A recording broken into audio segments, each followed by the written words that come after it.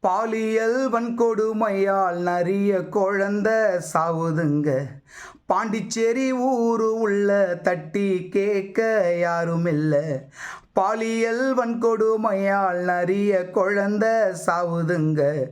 பாண்டிச்சேரி ஊரு உள்ள தட்டி கேட்க யாரும் இல்ல.